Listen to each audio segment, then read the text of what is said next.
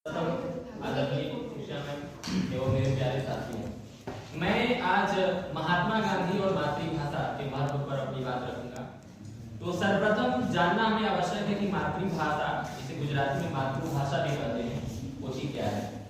तो मातृभाषा या मातृभाषा वह भाषा होती है जिसमें हम शुरू में रोना सीखते हैं, क्योंकि मातृभाषा की शुरुआत ही हमारे रोने से होती है। जब जो स्त्रियां हैं, जो गर्भवती स्त्रियां हैं, जब वो संतान उत्पन्न करती है तो बच्चा जब रोना स्टार्ट कर देता है तब उनमें एक खुशी का संचार होता है। तो मातृभाषा एक वह भाषा है जिसमें हम सबसे पहले रोना सीखते हैं, गाना सीखते हैं और हंसना सीखते हैं। मैं महात्मा गांधी का यहाँ पे उल्लेख करना चाहूंगा, जब क्योंकि संविधान निर्माण के दौरान भाषा पर बहुत लंबी बहस चली कि किस भाषा को हम राजभाषा के रूप में स्वीकृत करें, राष्ट्रभाषा के रूप में स्वीकृत करें। तो एक लंबी चर्चा परिचर्चा चल रही थी। ऐसे में एक बार जगजीवन राम जी थे, वो महात्मा गांधी के पास आए और बोले कि बापू, हम लोग एक विधान रच रहे हैं, यानी संविधान बना रहे हैं, आपके अनुसार उसमें कौन सी बातें सम्मिलित करें कि जिसमें सभी लोगों का भला हो।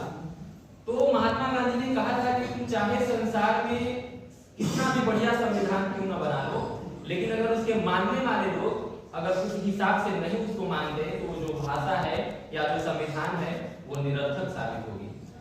तो ये बात सुनकर जो जगजीवन राम थे भाव विवल हो गए, क्योंकि वो उनका जो बोलने का तरीका था और किस संदर्भ में वो बात कहे, ये काफी प्रासंगिक है।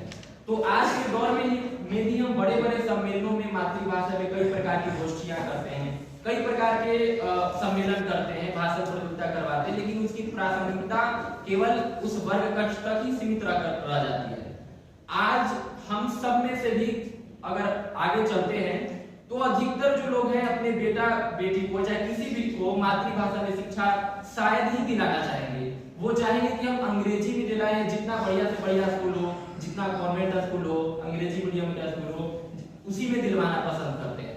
तो केवल मेरा कहने का तात्पर्य है कि केवल ये कार्यक्रम करा देने से इसकी सार्थकता सिद्ध नहीं हो जाती है।